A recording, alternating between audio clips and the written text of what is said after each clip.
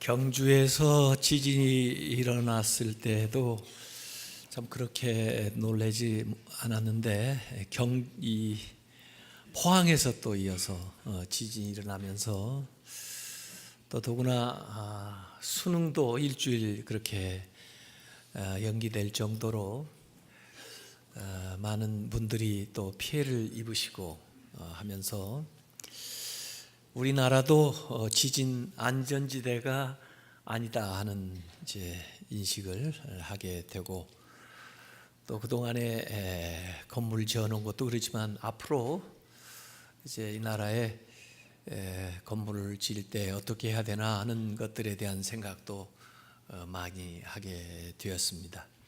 포항에 어려움을 당한 분들도 우리가 위해서 기도하고 또 그분들이 속히 모든 걸 극복하고 정상적인 생활에 돌아갈 수 있도록 그렇게 국가적으로도 도움을 아끼지 않아야 되겠는데, 여전히 계속 여진이 이어지고 있기 때문에 그곳에 사시는 분들은 참 어려움을 겪고 또 일상생활에 복귀하기가 상당히 힘든 그런 나날들을 보내고 있습니다. 이번에 새롭게 알았던 사실이 액상화 현상이라는 그 단어인데요.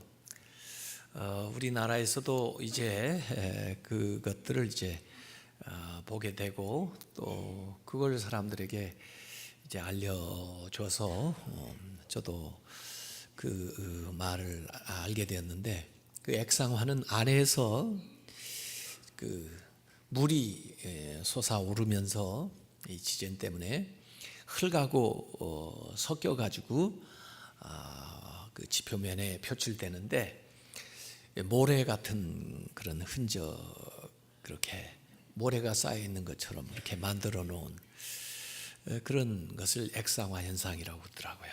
그걸 이제 지표면에 이제 조사들을 하고 있는데, 그 액상화 현상이 일어난 그 지역에다가 만약에 건물을 짓는다든지 하면 그 어렵다는 거죠.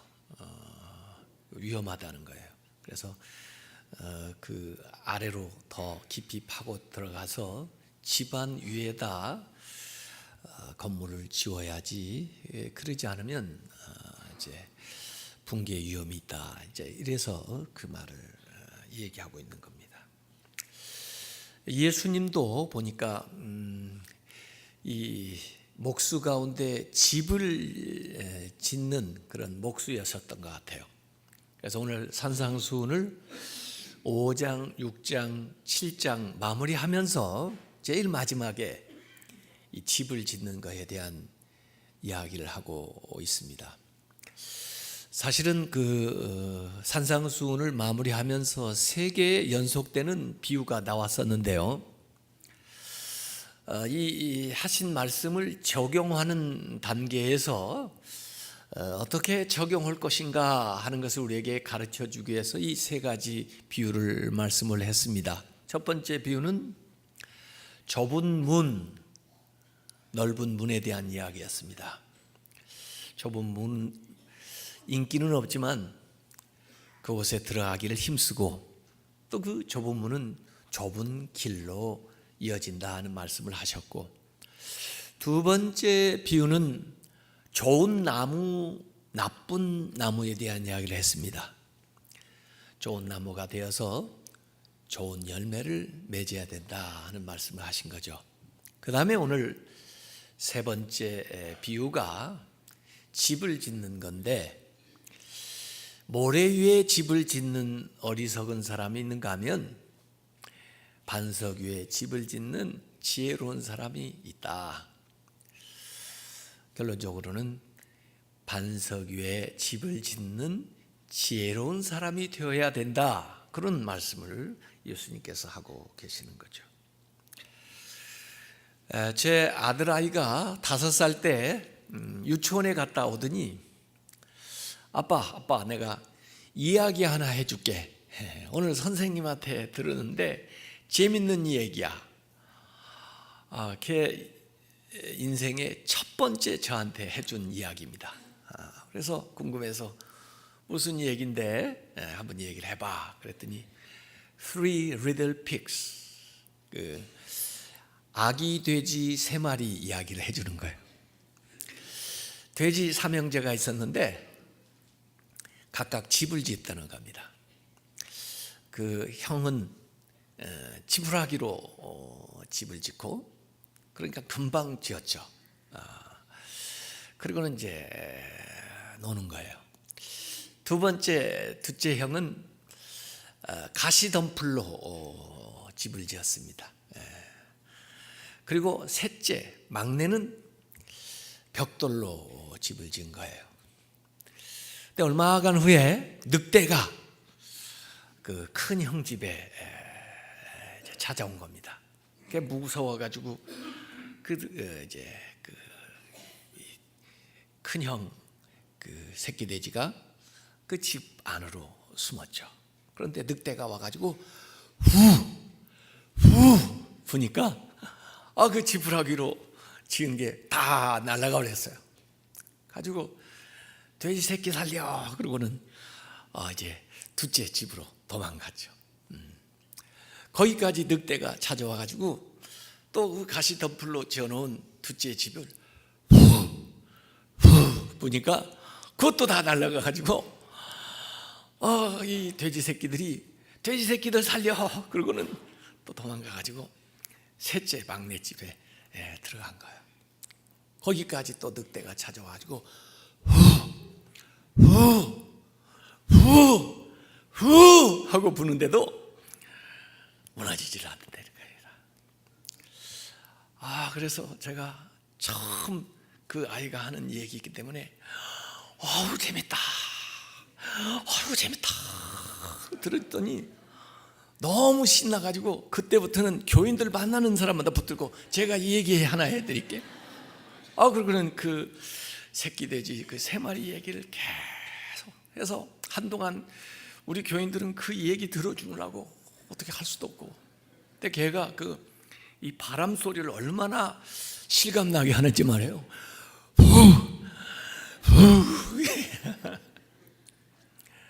그래서 제가 다시 불러가지고 물어봤어요.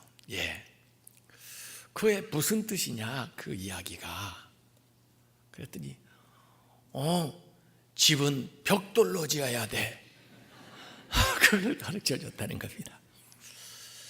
그게 인생의 아주 깨달은 진리치고는 아주 좋은 벽돌로 반석으로 집을 지어야 된다. 사실 이 인생 살아가면서 대단한 지식이 지혜가 필요한 거 아니에요. 알고 보면 우리 인생에 필요한 것은 전부 유치원에서 배웠습니다. 안 살아서 문제지. 로버트 풀검이라고 하는 사람이 내가 정말 알아야 할 모든 것은 유치원에서 배웠다, 그 책이 있는데요. 자기가 유치원에서 배운 게 뭔가? 모든 것을 서로 나누라, 정정당당하게 행동하라, 다른 사람 때리지 말라, 물건은 항상 제자리에 갖다 놓으라, 네가 어지럽힌 것은 네가 깨끗이 치우라, 남의 물건에 손대지 마라, 다른 사람의 마음을 상하게 했을 때는 사과하라, 음식 먹기 전에는 손을 씻으라, 화장실을 사용하거나 하면 물을 꼭 내려라, 밖에 나갈 때 차를 조심하고 손을 잡고 함께 가라, 차례를 지키라, 이런 것들이에요. 다 아시죠? 이 가장 기본적인 것들을 우리가 알고 있는 것들을 지키지 못해서 사실 문제가 많이 생기는 겁니다. 신앙생활도 기본을 잘해야 돼요. 주일 성수하는 것부터 시작되는 거죠. 기도하는 거, 말씀을 보는 거, 그리고 서로 사랑하는 거. 그 기본적인 것을 못하기 때문에 믿음 생활에도 문제가 오는 것입니다. 우리 한국의 크고 작은 사고를 우리가 경험하면서 다 보면은 아주 기본적인 것에 소홀해가지고 큰 문제를 발생시키는 경우가 많아요. 우리가 건물 붕괴한 거 많이 봤죠. 와우 아파트도 봤죠. 삼풍 백화점 무너지는 것도 봤죠. 또 성수대교 붕괴되는 것도 보고 그랬어요. 그런데도 불구하고 사람들은 왜 그 중요한 기초적인 것조차도 잘 하지 않나? 누가 봐도 집을 반석 위에 세우지 모래 위에 세울 사람이 없을 것 같은데 왜 지나고 보면 그 사람은 모래 위에 그렇게 집을 세웠나? 우리가 의문이 들 때가 많아요. 왜 그들은 모래 위에 집을 지었을까요? 우선 빨리 지으려고 생각을 했는지도 몰라요. 또 적은 비용을 들이고 마치려고 생각했는지 몰라요. 또 보이지 않는 부분이니까 그저 대충 하고 그 다음에 정말 보이는데 더 신경을 쓰려고 했는지 몰라요. 그 사람들 스스로는 지혜롭다고, 스스로는 잘한다고 했을 거예요. 설마 그렇게까지 되리야 아마 생각하는, 이 정도면 되겠지 하는 그 상황을 낙관하는 마음 때문에 아마 그렇게 했을 거예요. 요새도 이제 지진이 나고 그러니까 건물을 어느 정도로 견뎌낼 수 있겠지나, 그래서 내진 설계를 한다는데 지진 강도 5.0에 견뎌낼 수 있게 하자 할 수도 있고, 아니다 그 정도 가지고는 안심을 못해 7.0 정도 견뎌낼 수 있는 걸 해야 돼, 이렇게 이제 이야기할 수 있을 거예요. 근데 사실은 7.0에 견뎌내는 건물을 지으려면 5.0에 견디는 건물보다 더 많은 시간과 더 많은 비용과 더 많은 것이 투자돼야 돼요. 그런데 대체로 사람들이 생각하는 거예요. 지난번에 역사 속에 어느 정도 어떻게 되든가 통계를 내가지고 이 정도면 되겠다 하는 건데, 문제는 그것보다 더 큰 게 온다는 것입니다. 이전에 경험한 것보다 더 큰 재난이 왔을 때에는 이전 경험으로 설마 이 정도까지 되겠나 생각했던 것들이 어리석은 것이 되고 만다는 거죠. 누군들 모래 위에 집을 짓고 싶은 사람이 있었겠어요? 그러나 결과적으로 보니까 모래 위에 지은 것이 되었고, 그렇게 힘없이 무너져 버렸고, 그리고 어리석은 사람이 되었다는 이야기입니다. 그러니까 너무 안일하게 생각하지 마라, 이런 경고가 거기에 깔려 있는 거예요. 세상 사람들 관점에서 또 너의 생각 정도에서만 생각하지 말고 한번 하나님 말씀에 비춰보고 하나님의 관점에서 보라는 거죠. 누가복음 12장에는 어리석은 부자에 대한 이야기가 나오는데요, 사실 세상적으로 보면 그렇게 어리석은 사람이 아니에요. 그는 열심히 일했고, 그는 앞으로 수확이 날 것을 예측을 했고, 그는 예측한 대로 그 수확이 많이 나왔고, 준비한 대로 창고마다 그 수확물을 쌓아놓게 되어서 누가 봐도 지혜로워 보이고 누가 봐도 부러운 사람인데, 하나님의 관점으로 봤을 때는 누가복음 12장 20절에 이 어리석은 자야, 오늘 밤에 너의 영혼을 내가 도로 찾으리니 그러면 네가 이 준비한 것이 무슨 소용이, 누구의 것이 되겠느냐 했으니 결국 이 사람도 모래 위에 지은 집이죠. 무너졌어요. 사실 우리가 모래 위에 지은 집, 반석 위에 지은 집 얘기를 하는데, 여러분 가운데 여러분이 지은 집에서 여러분이 살고 있는 사람이 몇이나 돼요? 사실은 다른 사람이 지어준 집에서 저부터 살고 있습니다. 그리고 사실은 전문가가 아니니까 그 건물이 잘 지어졌는지 못 지어졌는지 모르겠어요. 기초를 한번 가서 제가 파본 적이 없어요. 안전하리라 생각하고 잘 지었겠지 하고 살고 있었는데 어느 날 이런 감당할 수 없는 지진이 와가지고 무너지는 것입니다. 그리고 결과적으로 피해를 입거나 어리석은 사람이 되는 거죠. 그래서 눈에 보이는 외관만 보지 말고 보이는 대로만 선택하지 말고 제대로 좀 알아보고 선택하고 살아가라는 얘기입니다. 세상에 얼마나 많은 교훈들이 있습니까? 얼마나 많은 학자들이 있고 얼마나 많은 전문가들이 있어서 우리에게 계속해서 이 얘기를 하는데 거기에 대해서 제대로 한번 생각을 해보고 내가 그 집에 살 것인지 그러지 않을 것인지를 바르게 판단하라는 이야기로 들려져요. 그래서 오늘 이 집은 인생의 집이기도 하고 신앙의 집이기도 한데 그 기초가 바로 놓여져야 된다는 거예요. 물론 그 집을 짓는 데 있어서 다른 사람의 도움을 받을 수 있어요. 부모의 도움도 받을 수 있고 선생님, 교회, 또 친구, 다른 사람들 다 도움을 받을 수가 있는데 결국은 내 집을 짓는 거고 결국은 내 책임이기 때문에 내가 살아야 될 집이기 때문에 과연 나를 제대로 지켜줄 수 있는지, 나는 거기서 살아서 안전한지를 알아봐야 된다는 거죠. 그래서 아마 요새 이제 구조 진단 이런 거 하는 전문가들이 이제 좀 일이 많아질 것 같아요. 안전 진단을 해봐야 되는 거죠. 우리도 밖에 조그마한 이제 건물을 질 때 구조 진단부터 다 해야 되고 요새 필로티가 안전하지 않다고 그러니까 기둥을 아래서부터 위까지 쫙 끌어올려서 건물을 지어야, 그리고 정말 7.0 지진에도 견딜 수 있는 어떤 이런 대책을 해야 되는 거죠.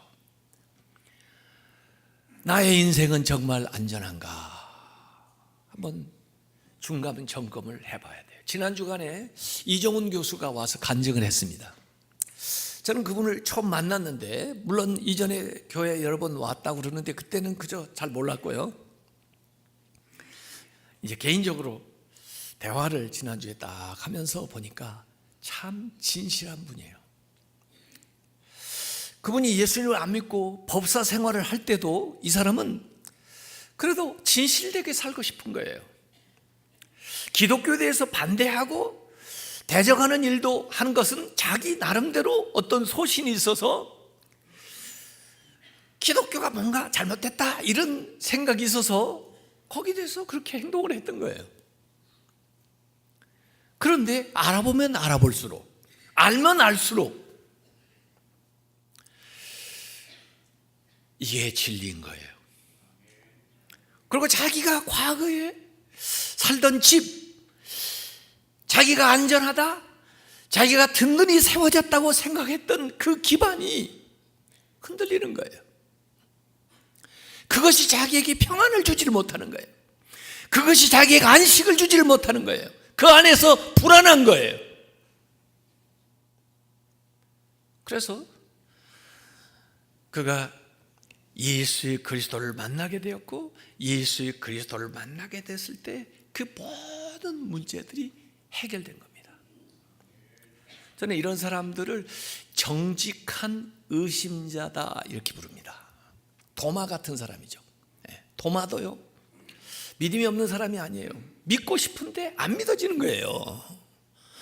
다른 사람들은 만났다는데 왜 나한테는 안 나타나냐 이거예요. 나도 너희들처럼 직접 만나서 확인하고 싶다는 거예요. 예수님이 다시 도마에게 나타나시잖아요. 정직한 의심, 예수님이 나무라지 않습니다. 자기 인생을 그냥 아무렇게나 살면서 또 마음에 평안이 없으면서도 그냥 위장하고 살아가는 걸 나무라시지. 그래서 지난주에 그 이정훈 교수가 리스트로벨 얘기를 하더군요. 리스트로벨이라는 사람이 예수는 역사다. 그래서 그게 이제 책이 영화화돼서 최근에 그 상영이 됐는데, 그 영화를 보면서 리스트로벨이 나 같은 사람이다 하는 걸 본인이 느꼈다고 그래요. 그 리스트로벨은 예일 대학 졸업하고 그 시카고 트리빈주의 아주 정말 탁월한 의사였는데, 이 사람은 이 예수님의 부활에 대해서 의심이 나는 거예요. 또 자기 부인도 예수를 믿으니까 어떻게든지 자기가 생각할 때 이 잘못된 길에서 자기 아내를 좀 구출해내기 위해서는 이 예수의 부활의 허구성을 내가 증명을 해내야 되겠다 생각을 하고는 정말 전문가들 필요한 자료들 다 수집해서 결국 조사를 해보니까 예수의 부활을 부인할 수 없는 정직한 정확한 진리라는 사실을 확인하게 된 거예요. 그래서 그 앞에 무릎을 꿇게 된 거예요. 그러고는 돌아서서 예수님을 증언하는 증인이 되었습니다. 내 인생에 대해서 한번 생각해 보자는 거예요. 바로 살았나? 지금까지 어떻게 살았나? 그 모든 것이 나에게 평안을 주고 있나? 내가 만족하고 있나? 나를 안전하게 지켜줄 수 있느냐? 한번 생각해 보자는 거예요. 그러지 않다면 지금이라도 다시 인생을 바르게 살아가야 된다는 거죠. 신명기 30장 15절에 보라, 내가 오늘 생명과 복, 사망과 화를 너희 앞에 두었나니, 선택을 하는 거죠. 생명과 복을 받는 길을 갈래, 사망과 화를 받는 길로 갈래, 선택을 하는 거죠. 오늘 이 본문은요 완전히 대칭적입니다. 모래에 지은 집을 짓는 어리석은 사람이 있는가 하면 반석 위에 집을 짓는 지혜로운 사람이 있는데, 이 집을 짓는 사람의 이 대칭이 나와요. 근데 모래 위에 지은 집은 무너지고 반석 위에 짓는 집은 견뎌낸다는 거예요. 똑같이 양쪽 집에 세 가지의 시험이 오는 거죠. 비가 오고 홍수가 나고 태풍이 부는 거죠. 어디에 세웠느냐에 따라서 결과가 완전히 달라진다. 이 대칭적인 구조로 나와 있어요. 그래서 우리가 반석 위에 세워야 될 건데, 반석 위에 짓는다는 것과 모래 위에 짓는 것의 차이가 뭐냐? 딱 한 가지가 나오는 겁니다. 딱 한 가지가 이 모든 것을 다르게 만드는 거예요. 그 딱 한 가지가 뭐냐면, 이 하나님의 말씀을 듣는 것까지도 같아요. 하나님의 말씀을 듣고 행하는 사람은 반석의 집을 짓는 사람이고, 하나님의 말씀을 듣고 행하지 않는 사람은 모래 위에 짓는 사람입니다. 그러니까 듣는 것까지도 같아요. 지금 예수님이 산상수훈을 하고 계시잖아요. 지금 말씀을 마무리하고 계시잖아요. 모든 지금 듣는 사람들에게 얘기하는 겁니다. 잘 들었다 이거예요. 잘 들어줘서 고맙다 이거예요. 그런데 그게 끝이 아니라 이거예요. 그러고도 위기가 온다는 거예요. 이 말씀을 들을 뿐만 아니라 행하는 사람은 반석 위에 집 짓는 사람이고, 이 말씀을 들었으나 행하지 않는 사람은 모래 위에 집을 짓는 어리석은 사람이라는 거예요. 실제로 보면요, 사실은 세 가지가 있을 수가 있습니다. 첫째 부류의 사람은요, 아예 안 듣는 사람이 있습니다. 아예 듣지도 않아요. 그 사람들은 여기 오지도 않았겠죠. 그게 1번. 두 번째 부류의 사람은 그래도 와서 들었어요. 다만 듣기는 들었는데 행하지를 않았어요. 세 번째 부류의 사람은 듣기도 했고 행하기도 했어요. 그런데 이 두 번째 부류의 사람이 어리석은 사람이 되는 것은요, 들었으면 행해서 진짜 그 말씀대로 복을 받고 말씀대로 생명을 얻었어야 되는데 듣기는 들었는데 행하지를 않아서 첫 번째 불효 사람하고 똑같이 돼버렸습니다. 오지 않은 사람, 아예 듣지도 않은 사람과 똑같은 결과를 만들어버렸어요. 그러니까 어리석은 것입니다. 오늘 우리에게 예수님이 요구하는 건 뭐냐면 듣는 거 물론 귀하지만은 듣는 데에서 끝나지 말고 그것을 행하라는 것입니다. 행함으로까지 나아가야 지혜로운 사람이 된다는 거예요. 말씀 자체가 사실 반석일 수 있지만은 말씀이 나의 반석이 되려면은 그 말씀을 내가 행해야 그 말씀이 나의 반석이 된다는 거예요. 말씀이 귀한 겁니다. 그러나 이 말씀을 여기다 놔두면 안 된다는 거예요. 이 말씀을 여러분이 가져가서 여러분의 삶의 기초로 삼아야 그 말씀이 여러분을 살린다는 거예요. 저는 그걸 말씀의 생활하라고 항상 얘기했습니다. 말씀을 생활해야 된다. 신앙이 생활화돼야 된다. 이 말씀이 엠바디먼트, 들어오는데 바디에 들어와야 된다. 몸에.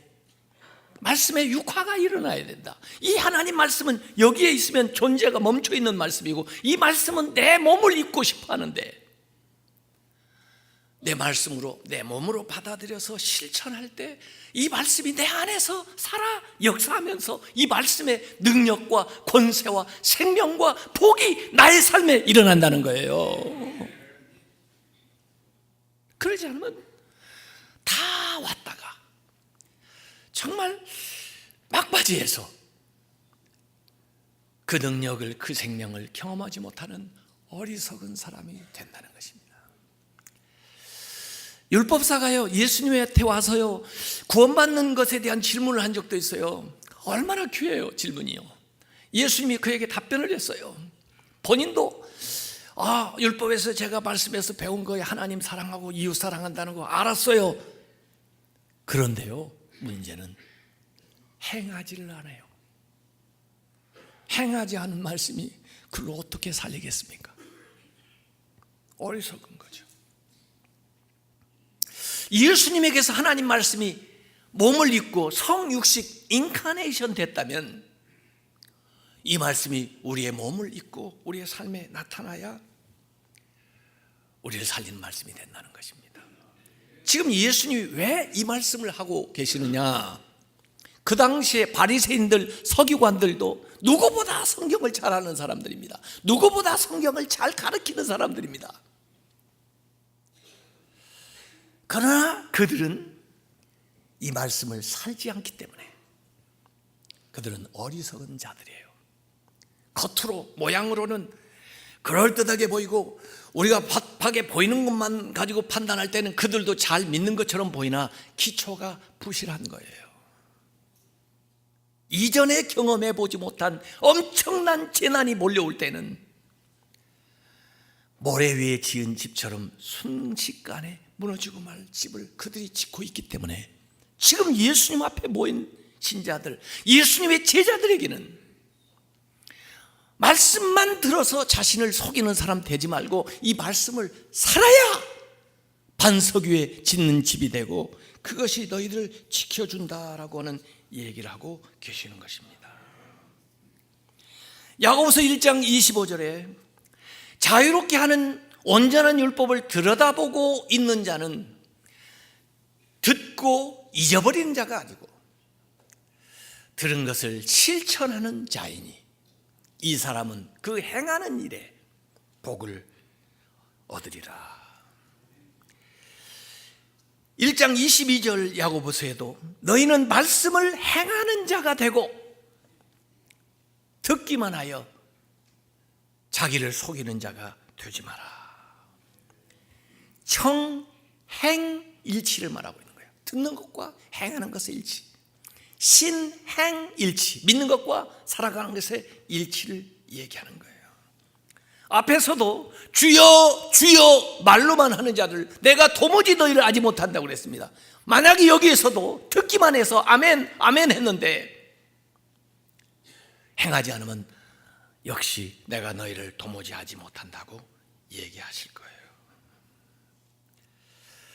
제가 종교개혁자들의 그 개혁에 대한 이야기를 하면서 어디에서 그 근원을 찾아볼까 하다가 예수님이야말로 그 당시에 유대 종교를 완전히 개혁하신 분이기 때문에 예수님의 말씀 가운데 핵심이 되는 산상수훈을 가지고 그동안 제가 말씀을 전했던 거예요. 여기에는 정말 주옥 같은 말씀들이 많이 있었습니다. 그런데 오늘 마무리하면서 예수님이 지금 결론을 내고 있는 겁니다. 종교개혁의 정신, 루터의 정신은 오직 믿음으로 구원받는다는 것입니다. 왜? 로마 캐톨릭이 너무 공로를 주장하기 때문에 인간의 공로는 지푸라기를 붙잡는 것 같아서 우리를 절대로 구원해 주지 못한다. 오직 믿음으로만 구원받는다 하는 이 복음을 전했어요. 오직 은혜를 믿는 믿음으로만 구원을 받는다고 그랬는데, 이렇게 전하다 보니까 사람들이 자꾸 행함에 대한 강조점을 잃어버리기 시작해요. 사실 믿음이 온전해지려면 그 안에 행함이 들어가 있는 믿음이어야 되는데, 은혜가 값싼 은혜가 아니라 값진 은혜가 되기 위해서는 그 안에 행함이 동반돼야 되는 것인데, 은혜를 얘기하면서 믿음을 얘기하면서 삶을 자꾸 소홀히 여기게 되면은 어떻게 되겠어요? 그래서 이 종교개혁 이 후반에 개혁자들 루터와 같이 일했던 멜랑이톤이라든지 후기에 나타난 존 웨슬리라든지 이런 분들은 오직 은혜, 오직 믿음을 얘기하지만 그 믿음 안에 행함이 들어가 있는 것이고, 그 은혜가 은혜되는 것은 우리의 삶을 통해서 말씀을 실천해 나아갈 때, 성도다운 삶을 살아갈 때 된다는 것을 이 개혁자들이 보강을 하면서 나오는 거예요. 믿음으로 구원을 받았다고 하지만은 행함이 없는 믿음이라면 그게 정말 살아있는 믿음이냐 이거죠. 이 세 가지 시험이 오는데요. 비, 홍수, 바람. 이걸 오스왈드 챔버스는 인생에 다가오는 세 가지 시험이다. 육체적인 시험, 세상에서 오는 시험, 사탄으로부터 오는 시험, 이 세 가지를 얘기했고, 예수님은 마태복음 4장에 그 모든 시험을 이기셔서 우리 반석이 되셨다 이렇게 얘기를 했는데, 물론 우리 인생에 다가오는 시험을 우리가 믿음으로 말씀으로 주님의 반석 위에 서서 이겨내야 되죠. 그러나 그것보다도 더 큰 시련이 다가오고 있습니다. 그것은 무엇이냐? 심판입니다. 모두에게 피할 수 없는 최후의 심판이 개별적으로든 전체적으로든 다가오고 있습니다. 누구나 다 그 심판은 피할 길이 없는데, 이전에 경험했던 어떤 것보다도 엄청난 급격한 심판이 모두에게 다가온다는 거죠. 이건요, 지진 10.0 정도가 아닙니다. 우리에게 다가오는 마지막 심판은 이 세상의 어떤 것으로도, 어떤 지혜로도, 어떤 지식으로도, 어떤 물질로도, 어떤 권세로도, 어떤 행위로도 이겨낼 수 없는 그 시험이 다가온다는 거예요. 그때 우리가 세워져야 될 반석은 예수 그리스도, 오직 예수 그리스도밖에 없다는 것입니다. 지금 현대에 이 포스트 모던 회의론자들은 무슨 기초가 필요해, 그냥 그때그때 실용적으로 할 수 있는 걸 잘 해 나가면 되는 거지, 이렇게 기초 자체에 대해서 회의를 하고 있어요. 그런가 하면 종교다원주의는 기초가 오직 예수라고? 왜 예수만 돼야 돼? 기초는 많이 있지. 이것도 될 수 있고 저것도 될 수 있고, 그래서 각각 자기 나름의 기초를 얘기합니다. 그러나 성경은 분명히 예수 그리스도 외에 반석이 없다 그래요. 예수 그리스도만이 만세 반석이십니다. 예수 그리스도 옆에 서서 세워지는 게 아니고 예수 그리스도 위에 세워져야 해요. 반석 옆에 세워졌다고 그 기둥이 안전한 게 아니라 반석 위에 세워져야 되는 거예요. 고린도전서 10장 4절에 우리가 다 같이 광야 생활했던 것을 상기시켜 주는 거예요. 거기에서 신령한 음료를 마셨으니 이는 그들을 따르는 반석이 마치 이스라엘 광야 생활할 때 따라가는 것처럼 그 신령한 반석으로부터 마셨나니 그 반석은 곧 그리스도시라. 사무엘하 22장 32절에도 여호와 외에 누가 하나님이며 우리 하나님 외에 누가 반석이냐. 이사야서 26장 4절에도 너희는 여호와를 영원히 신뢰하라. 주 여호와는 영원한 반석이시미로다. 시편 62편 2절과 6절에 반복해서 오직 그만이 나의 반석이시요 나의 구원이시요 나의 요새이시니 내가 크게 흔들리지 아니하리로다. 예수 외에는 반석이 없습니다. 고린도전서 3장 11절에도 13절까지 보면 이 닦아둔 것 외에 능히 다른 터를 닦아둘 자가 없으니 이 터는 곧 예수 그리스도라. 만일 누구든지 금이나 은이나 보석이나 나무나 풀이나 칩으로 이 터 위에 세우면 각 사람의 공적이 나타날 터인데 그날이 공적을 밝히리니 이는 불로 나타내고 그 부위 각 사람의 공적이 어떠한 것을 시험할 것이라. 불이 나가지고 맹렬하게 되면은 그 안에 모든 것이 사라진다는 거예요. 자기의 재물도 명예도 권세도 자기가 평생 의지했던 모든 것들이 다 그 불로 사라지고 오직 예수 그리스도만 남는다는 겁니다. 예수 그리스도 반석 위에 세워진 사람만 구원받는다는 것이에요. 평상시에는 모르지만 위기의 때에 종말의 때에 예수 반석 외에는 그 반석 위에 세워진 인생 외에는 심판을 견뎌내지 못합니다. 지옥의 권세가 감히 반석 위의 집을 무너뜨리지 못한다는 거죠. 그러니까 오늘 예수님의 말씀은 너는 굳건한 반석인 나에게 너의 인생을 세우는 지혜로운 사람이 될 것인가? 아니면 사람들이 말하고 네가 생각하는 대로 편의에 따라 세상의 것들에 인생을 세우는 모래 위에 집을 지은 어리석은 사람이 될 것인가? 다가오는 인생의 폭풍을 예견하면서 선택하라는 겁니다. 그것은 오늘 내가 너에게 하는 말을 듣고 행함으로 증명하는 거예요. 이런 도전을 예수님은 던지고 말씀을 마무리하는 겁니다. 그래서 선택은 여전히 그때 들었던 사람들의 몫이고 오늘 이 말씀을 듣는 우리의 몫입니다. 여기 여러분이 앉아서 듣는 것만 가지고 안전을 보장하지 않습니다. 이 들은 말씀을 행해야만 반석 위에 지은 집이 되는 것입니다. 오늘 이 이야기를 듣고 사람들의 반응이 28절과 29절에 나옵니다. 우선 놀랐습니다. 왜 예수님은 갈릴리의 그 학문도 없는 목수 출신인 줄 알았다가 그 말씀이 너무나 놀라웠던 거예요.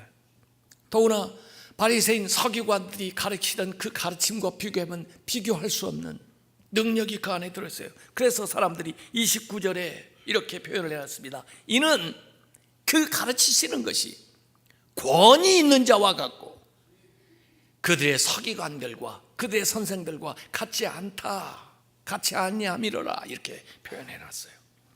여기 권위 있다는 거, 이 권위 있다는 게 뭘까? 세상의 사람들은요, 뭔가 자기가 직책이나 타이틀을 가지면 그것이 권위 있다고 생각하는데요, 전문가가 되면 권위 있다고 생각하는데요, 요새 그렇게 외부적으로 가지고 있는 지위나 타이틀이 권위를 보장하던 시대는 지났습니다. 권위 붕괴 시대예요. 선생님이 더 이상 권위가 없어요. 부모도 더 이상 권위가 없어요. 사장님도 더 이상 권위가 없어요. 대통령도 더 이상 권위가 없어요. 어떤 대통령이냐? 어떤 사장님이냐? 어떤 목사님이냐? 이렇게 물어보는 거예요. 그 지위가 자연이 보장해 주던 권위는 다 없어졌습니다. 사람들이 권위를 부여해야만 그 사람이 권위 있는 사람이 되는 거예요. 자기가 주장한다고 권위가 생기질 않아요. 그건 권위주의. 권위는 사람들이 부여해야 돼요. 예수님에게는 사람들이, 예수님이 주장한 바가 없었지만은 그를 권위 있는 자로 여겼어요. 그 말씀 자체가 권위예요. 근데 어떻게 하면 이렇게 권위 있는 사람이 될 수 있을까? 말씀대로 사는 것입니다. 말씀대로 살아야 권위가 있는 거예요. 제가 설교를 잘하기 위해서 설교수를 연마했다고 설교를 잘하는 게 아닙니다. 좋은 말을 모아놨다고 설교를 잘하는 게 아닙니다. 설교를 멋있게 했다고 은혜를 받는 게 아닙니다. 제가 여기서 목회를 하는데요, 여러분은 제 삶을 보고 있습니다. 제가 설교하는 것과 제 삶이 일치해야만 그 설교가 힘이 있습니다. 설교 내용보다도 누가 설교하느냐가 중요한 거예요. 그래서 저는 설교 준비보다 더 중요한 게 교인과의 관계예요. 교인들과의 관계가 또 내 삶이에요. 삶이 이 이야기를 하는 것에 부끄럽지 않도록 살아야 되는 거죠. 그래야 그 말에 권위가 실리는 겁니다. 권위는 삶에서 나오는 거예요. 말에서 나오는 게 아니에요. 삶의 그 말씀을 권위 있게 만드는 것입니다.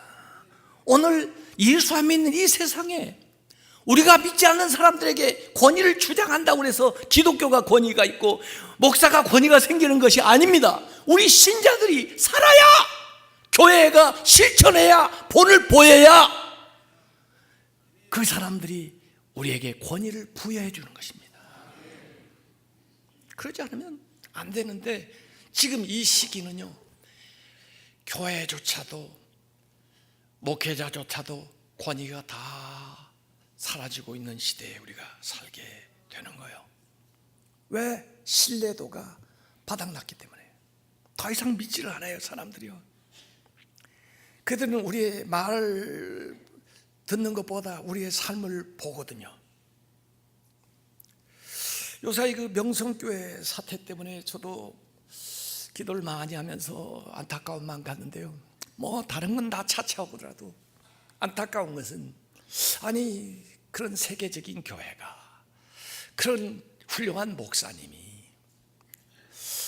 또 그 훌륭하다는 그분의 아들이 이래가지고 앞으로 리더십을 발휘할 수 있겠나, 앞으로 그 큰 교회가 해야 될 영향력을 발휘할 수 있겠나, 이게 안타까운 거예요.